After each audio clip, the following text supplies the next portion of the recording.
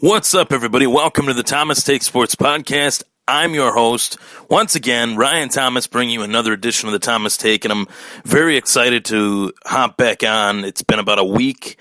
I was sick the last few days, had a little bit of a stomach bug, throat thing that's been going around, mainly due to the fact that the weather just in Buffalo. For those of you that don't know, I am from Buffalo, obviously, and the weather constantly is changing. It is just catastrophic for a guy with allergies like me. So I was down but not out. I'm back on the show, and I wanted to start this off with the next edition of 32 Picks in 32 Days. I'm going to run through the 4th, 5th, and 6th pick, dedicate this portion of the podcast to the 4th overall pick, the 4th overall selection, which is currently held by the Cleveland Browns. And I say currently due to the fact that there's obviously always trading, always moving around in terms of the draft board. We've already seen that take place with the 3rd overall pick.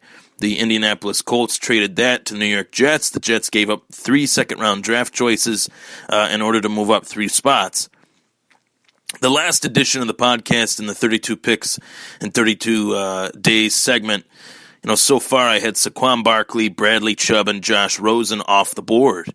Posted on the Thomas Take Sports Podcast Facebook page that I actually think that those picks could easily be changed. Actually, I had Saquon Barkley, Quentin Nelson, the guard out of Notre Dame, and Josh Rosen. I think now Cleveland could easily take Sam Darnold number 1, not just based on how good he looked in a T-shirt and shorts for his pro day, but due to the fact that Cleveland Browns owner Jimmy Haslam was sitting with Sam Darnold's parents. I think that's huge in terms of the probability that Cleveland could take Sam Darnold. I think that's really, really big. I see that almost as if, a son is asking a father for their hand in marriage, trying to court the daughter. That's how I see Jimmy Haslam with Sam Darnold right now. And I think that's definitely worth taking a look at for sure in terms of whether or not Cleveland will take Sam Darnold first. I thought first overall, I'd take the best player available. Me personally, the best player available is Saquon Barkley. So this isn't necessarily who I think these teams should take. It's who I would take. If I were at those picks, if I'm Cleveland, I'd take Saquon Barkley. If I'm the New York Giants at the time, pre-Jason Pierre-Paul trade, I would have picked Quentin Nelson. But now that Jason Pierre-Paul is gone, moved on, traded to the Tampa Bay Buccaneers, I think that leaves an opening for the Giants to possibly take North Carolina State defensive end Bradley Chubb, who is obviously the best pass rusher in this class. 3rd overall, I don't think that changes things much. I think Josh Rosen will be the pick there for the New York Jets. And now this brings us to the 4th overall pick. I'm going to just go with who I think these teams should take. And Cleveland obviously still needs a quarterback. They made the trade with the Buffalo Bills to acquire Tyrod Taylor. And although I think Tyrod Taylor is a significant upgrade compared to what they had, in terms of Cody Kessler, maybe not so much in terms of DeShone Kizer. I thought Kizer's ceiling was much higher than that of Tyrod Taylor. I watched Tyrod Taylor for 3 years quarterback the Buffalo Bills and get progressively worse year in and year out. It's no secret. I somewhat campaigned early on for the Buffalo Bills to move on from him because I saw that he had very limited potential, 500 quarterback at best, and he's a ball manager, as the man known as Samuel White put it to me. He's not a game manager, he's a ball manager, and I couldn't agree more with his assessment on that topic. He's not a game manager, he's a ball manager. Doesn't turn the ball over and doesn't take any chances. And Cleveland is in a position where they want Tyrod Taylor. They wanted him due to the fact that he would help them get some wins. Cleveland's in desperate need of getting some wins, not necessarily, getting a quarterback that can lead them to a Super Bowl. They're just really trying to get out of this hole that they've been in, this 1-31 hole that they've been in the last 2 seasons, picking first overall 2 years in a row. Last year they took Myles Garrett. This year, first overall. I think the pick could be Darnold, but if I'm picking first, I'd take Saquon Barkley.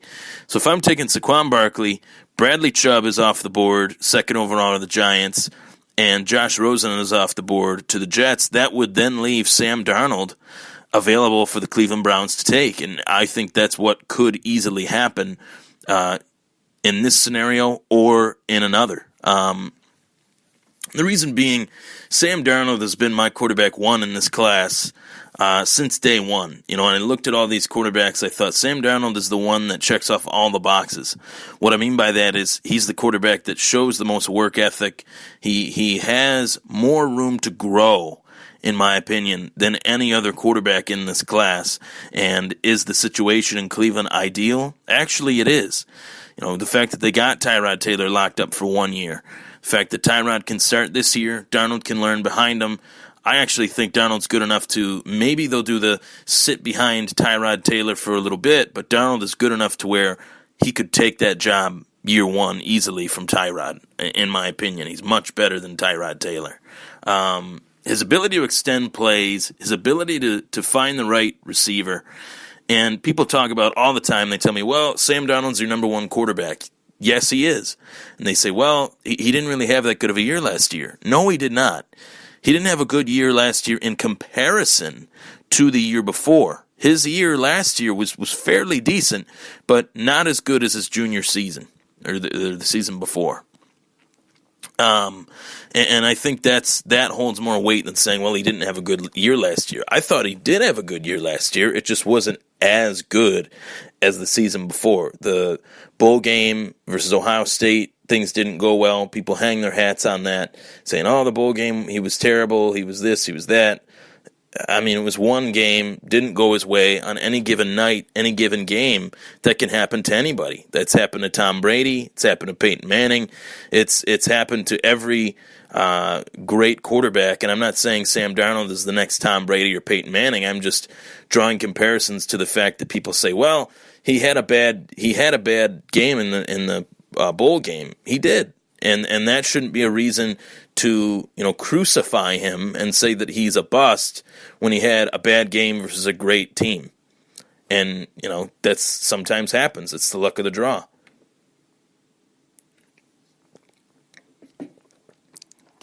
As I take my swig of Powerade here. But honestly, I really feel that the Browns need to get a quarterback in this draft. I don't know whether they will or not, but I would hopefully assume that they will with one of these first 2 picks. Had they gone after, let's just say, and I'm not sold on this guy by any means, and I'm not sold on the money that he got by any means, but had the Browns went after a guy like Kirk Cousins, which I thought they would do, and I was actually surprised that they didn't.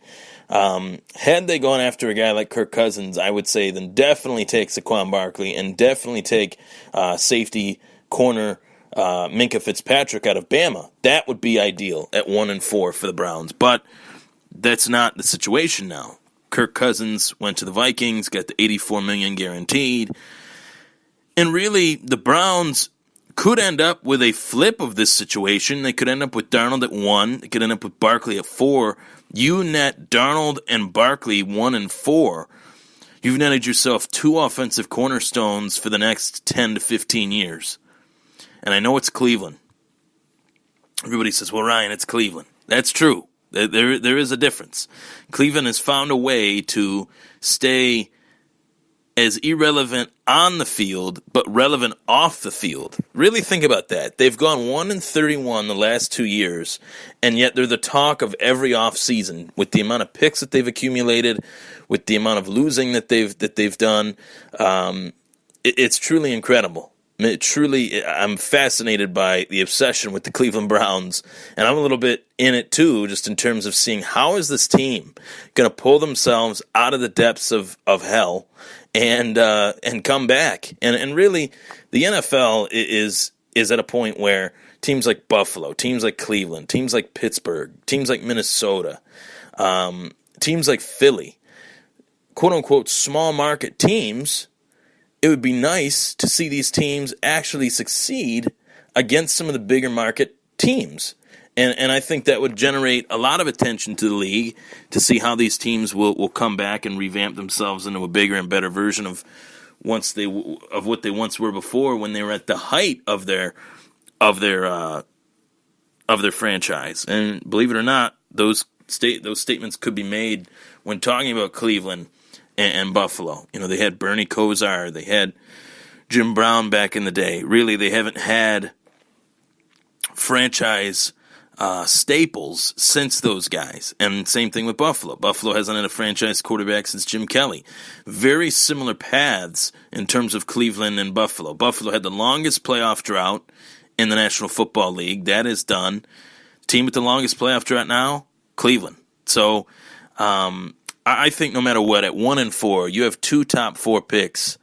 2 picks inside the top 4. If Cleveland doesn't come away with 2 franchise-changing players, not 1, but 2 franchise-changing players in this particular draft, you got a real problem. I could even make a case that Cleveland could take Bradley Chubb, and that wouldn't be